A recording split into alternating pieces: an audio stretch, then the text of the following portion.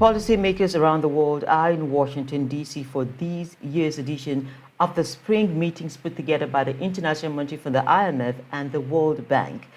Finance Minister and Coordinating Minister for the Economy, Leah Katung, was part of the meeting last year, actually, but in a different capacity preparatory to the takeover of President Bola Tinubu. He leads the fiscal side of the Nigerian delegation to that meeting, while Mr. Olayemi Kadoso, the CBN governor, is the first timer at the meetings and he leads the monetary side. What is the place of partnerships in Nigeria's development journey and, of course, the role of geopolitical developments? We will be exploring that in this edition of the program. And don't forget, we have our complementary segments, Simplified and Markets. My name is Leah Katung-Babatunde, and on this program, we try to take you closer to the policies. Don't forget, we're streaming on YouTube on our channel. It is Saban Media Services, and we have all other videos there.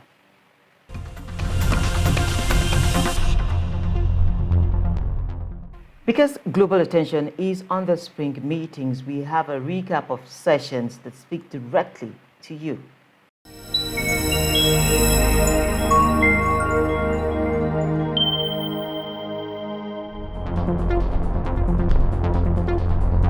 The global economy lost $3.3 trillion from 2020 till date. International Monetary Fund Chief Kristalina Georgieva say the loss affected the most vulnerable countries and debt remains at high levels in most countries, with the poorest countries spending more than 14% of their budgets on debt payments. The World Bank Group say Africa is where the energy access battle will be won or lost. Over 500 million people in sub-Saharan Africa are at risk of being left behind without electricity access by 2030, with nearly 400 million of them living in countries subject to fragility, conflict, and violence. The Development Finance Institution, in its flagship event at the 2024 Spring Meetings along with partners, say they are deploying innovative financial and technical solutions essential for accelerating electrification rates that outpace population growth. No economy can industrialize in the dark. Yeah, and no economy can be competitive in the dark. Sure. And so Africa is pretty much, in my view, tired of being in the dark. And at the same time, we've made, I kind of think that we've made it abnormal, so normal that we are used to it. But that's going to take effort from across all parts of the bank. It'll also take efforts in terms of financing. It'll take efforts in terms of working with governments. It'll take efforts in terms of working with the private sector. And, we'll talk about that. But to me, this is the big number. 250 million and 50 million, 300 million on the table, 2030, affordable access to energy. The International Monetary Fund (IMF) has projected that global growth will be steady at around 3.2% this year and next as inflation continues to moderate. The World Economic Outlook released at the 2024 Spring Meetings projects a 3.3% growth for Nigeria this year and 3% next year, 3.8% for Sub-Saharan Africa this year and 4% next year. An expansion from the recovery in the oil sector with a better security situation and also improved agriculture, benefiting from the better weather conditions and the introduction of dry season farming. So there's a broad-based increase also in the financial sector and the IT sector. Inflation, yes, it has increased. Part of this reflects the reforms, the exchange rate, and it's passed through into other goods, from imports to other goods. So this explains also why we revised up our inflation projection for this year to 26%. But with the tight monetary policies and that interest rate increase, significant interest rate increases during February and March, we see inflation declining to 23% next year and then 18% in 2026. Despite the resilience of the global economy, the outlook shows challenges persist, suggesting that policymakers must carefully calibrate monetary policy to bring inflation to target, rebuild fiscal buffers, and address historically weak medium-term growth prospects. To bolster growth, the fund says urgent reforms are necessary to improve resource allocation to productive firms, boost labor force participation, and leverage artificial intelligence for productivity gains. Central Bank Governor Olayemi Cardoso took the seat at the Governor Talks to speak on the topic, Nigeria, Catalyzing Change, Reforming Monetary Policy in Nigeria. He outlined steps taken so far at the bank to build trust and restore confidence, especially among investors. A certain way and manner of doing things with fixed exchange rates didn't work, and we just needed to be bold enough to try something different. And I think that helped in many ways. At the same time, I must say, not easy, because in a situation like that, people are extremely impatient, and many don't believe that the path you're taking will get you there. But I think we were resolute enough, and we were prepared to take the hard decisions quickly enough that made a difference. Leading the Nigerian delegation to the 2024 spring meetings of the IMF and World Bank is Wale Odun, Minister of Finance and Coordinating Minister of the Economy.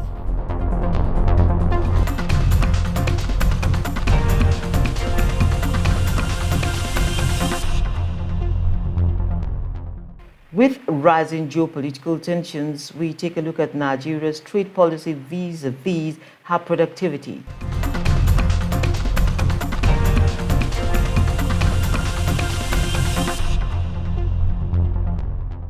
It's been from one geopolitical tension to the other. In ECOWAS, we have the coups. And then in Europe, we have Russia and Ukraine. In the Middle East, we have Palestine and Israel. Israel again and Iran. This whole scenario is playing out at a time where Nigeria's inflation numbers are at record highs, with food inflation right now about 40% as at the last reading, all happening at a time where the energy crisis is also taking another dimension. Joining me to look at these and how they're impacting Nigeria and the policy space is Professor Okey Ikechukwu. Professor Okey Ikechukwu is a leadership and governance expert, and he's also the executive director of Development Specs Academy right here in Abuja. Professor, it's nice to have you join me for this conversation. Thank you very much. My pleasure. Thank you. So perhaps I start by asking, we have seen all these disruptions affecting food, affecting logistics, and it will be, for the common eye, these things are far away, they are not near us. Does it seem so? Not at all. You know, the global economy is one, and any shake-ups in that economy will directly or indirectly affect every nation. And for nations that make strong inputs into international trade, like Nigeria, that's known for oil, and where in the case of Nigeria, it's actually almost the only made product, given the extent to which it's responsible for our income, it will certainly make impact. But we must look at this against the background of a growing global crisis at 4 levels.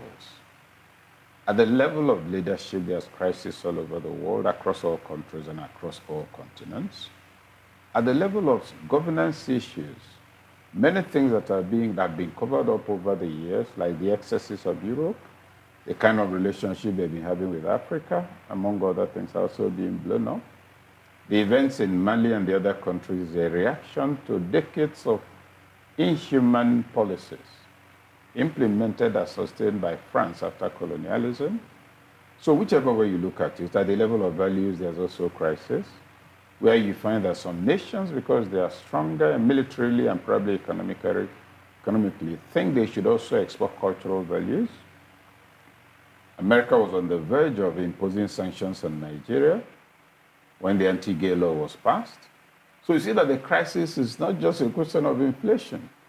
Values, morality, our humanity, the very concept and meaning of man and woman, the global economy, developing nations like Nigeria, the fate of democracy, all of those things are on the line, and we are getting the beating from all sides. So it will be delusional for anybody to tell himself or herself that, oh, well, this is international news. No, it is local news, because it's impacting everything. We are import dependent.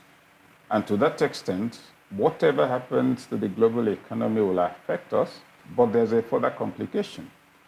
That complication is created by the fact that our productivity has declined, especially in the area of agriculture and even oil. Bunkering has gone through the roof, millions of tons of petroleum products taken off every day. Government cannot account for it. Then farming has lost much of its capacity to make input because of terrorism and insurgency, in that farming communities are now refugee communities that are dependent on stipends. So the input from there has also declined, and naturally that will affect the price of food. There's a comprehensive potpourri of misfortunes with international components, but definitely impacting us heavily here in Nigeria. Okay, so Prof, if I may come in here, what is the most critical one that is impacting on us? Is there any singular one that is most critical? Low national productivity. You have capacity for, say, 10 liters of water from your house, and you're actually producing 10 liters of water which you will go to sell. Or rather, 10 liters of water are taken every morning to the market, but 6 liters are taken by people who are not from your house. Therefore, your return when you go to the market will be for 4 liters. That's the logic of bunkering. So we're losing productivity at the level of a primary product that's just on the ground to be collected. Now, we're also losing in what we are spending without successfully dealing with the crisis. What do I mean by that? I think only yesterday you heard of the Air Force bombing out some illegal refineries. How much is a bomb? How many did you drop? And what's the capacity of that outfit you took out? How many officers and men did you deploy? What's the cost of fuel? What's the logistical cost of that operation? And assuming you were able to bomb out 5 illegal refineries, what has been their impact on the economy? Is the impact equivalent to 1 tanker load of fuel that has been plying the seas? So we're losing money there. Then, I think Tom Polo has a contract for securing the pipelines. Last time I saw in the news, I hope I'm not mistaken, they say it's at 48 billion per annum to protect our pipelines, and our pipelines are not protected. And then the Air Force is spending everybody, there's a task force. So low productivity. Then, like I mentioned, in the area of farming, also low productivity. Also in the area of knowledge, low productivity, because with the challenges of the value of the national currency, the ability of scholars to interface with their colleagues outside Nigeria has become an issue. But just take what happened in the last 3-4 weeks. You have a child in school and you need to send $4,600 to the child, and you did that. At that time, the dollar was 1,870 naira. So you spent a little above 8 million naira to send $4,600. Today, to send the same amount is about 3 million. So 3 weeks ago, you threw away 4 million naira you didn't need to touch. So the impact is all around.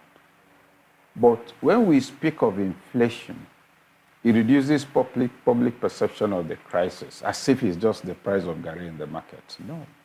Inflation cuts across everything.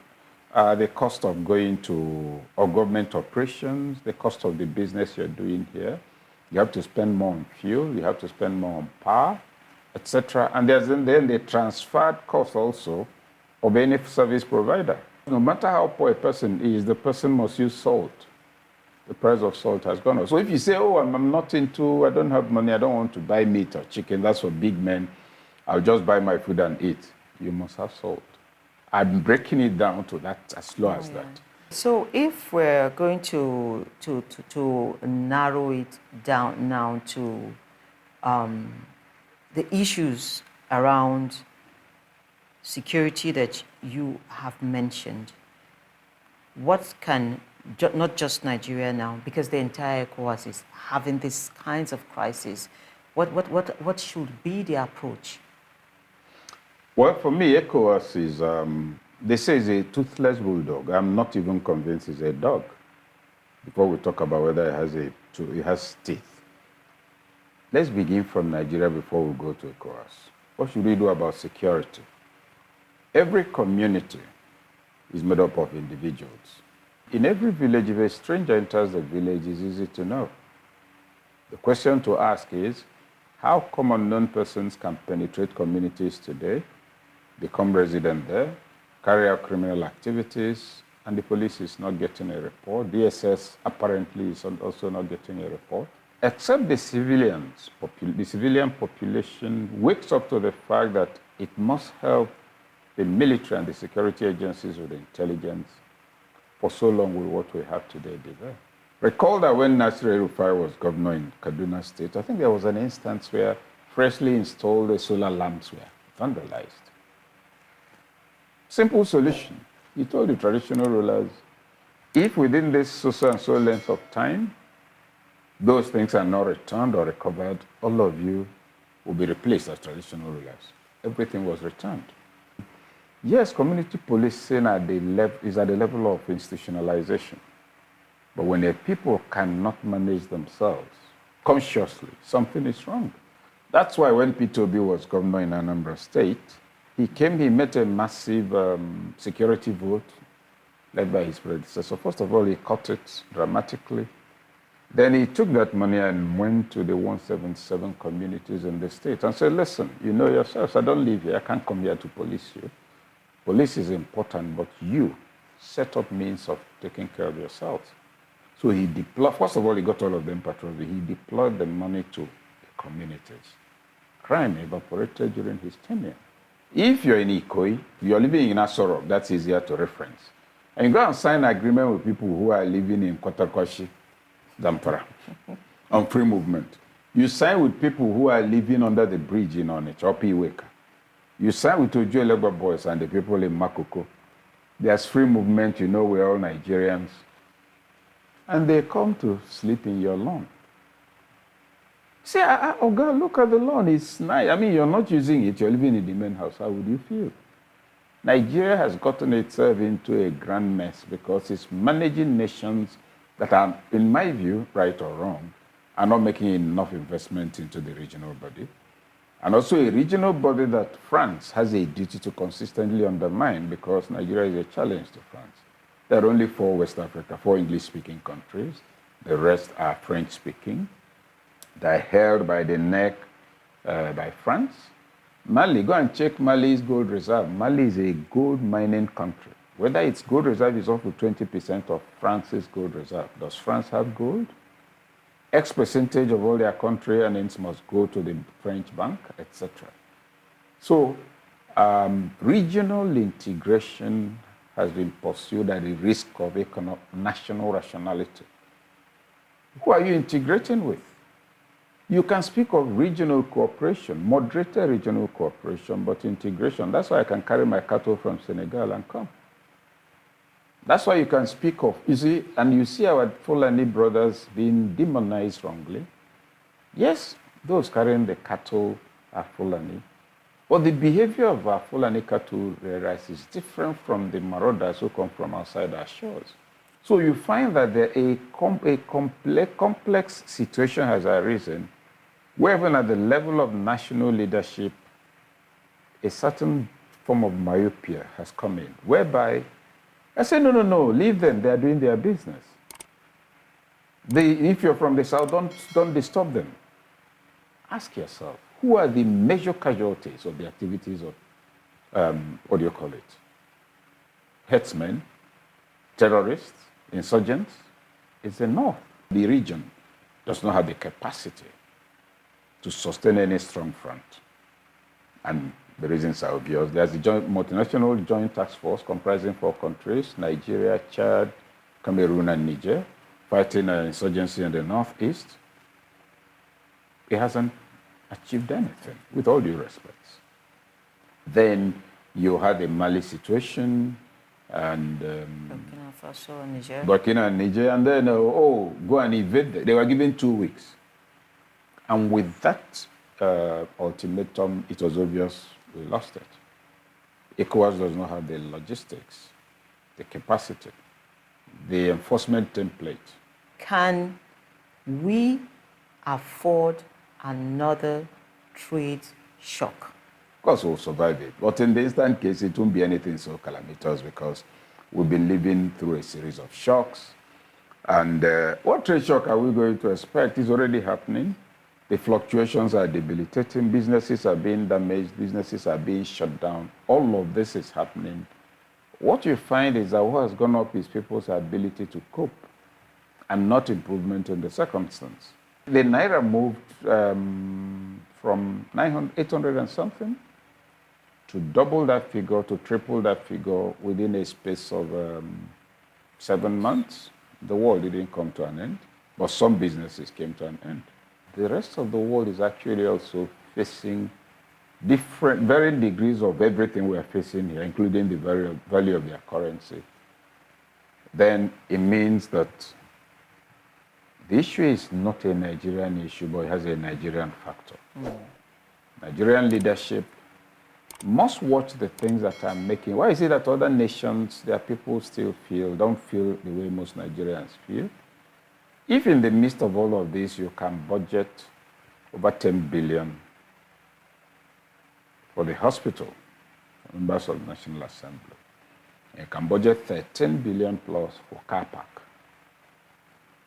and you have problem with ASU, how much is ASU asking for? You have problem with doctors, how much are they asking for? And you spend 90 billion on Hajj. Of course, if you go there, they say, no, it's a religious matter. You're trying to Christian Muslim thing. But leadership must become serious. If I want to go to heaven, that is my business. That is my problem. So Ahmadu Bello, what was his response to those who asked him for help? He said it's a duty for those who can afford it. And if you move away from the national level, how are the governors operating? How are the state houses of assembly operating? What's the level of living? If you buy me a 160 million SUV, and I'm collecting all kinds of things, how much is going to my constituency? So there's now a disaggregation between those holding public office and the people who voted them in. And there's no direct connection with any measures that are sustainable. Palliatives, they gave us rice, thank you, sir. It doesn't translate into anything. If I'm in Bayelsa from a fishing community, I want to fish, but the ground is polluted, the water is polluted. So you come and give us, build us a town hall, and then give us palliatives, appoint somebody for a place. No. Come and give us water reticulation. It's affordable, it's cheap. Create an area the size of about 5 kilometers. Artificial pond, created with deep basins, managed properly, fishing will return, the local economy will revive, the people will not care what you're doing in Abuja or in Port Harcourt or whatever. That's what needs to happen. Those farming cocoa, the sugarcane and the wheat farmers in the northeast, many of them are in refugee camps. When you see, I want to contest elections, I come and give you 5,000 naira to vote for me, and you agree, you've sold me your future for the next 4 years up front. For 5K? I paid in advance, so you're worth 5,000, and I have no need really to come back. I know you didn't act on your conviction. The population of people who will act out of conviction will have to keep growing until it becomes the larger population. Leadership must spend on the right things and make Nigerians believe they are serious and concerned. Leadership must be accessible, and the people must begin to see that they matter. Okay. I must sincerely thank you, Professor Okey, for making time for this conversation and for sharing these beautiful insights with me. Thank you very much.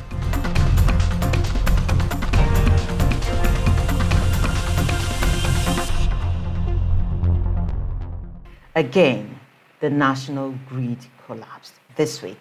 And so we simplify national grid for you, and from there we'll take a trip to the local markets.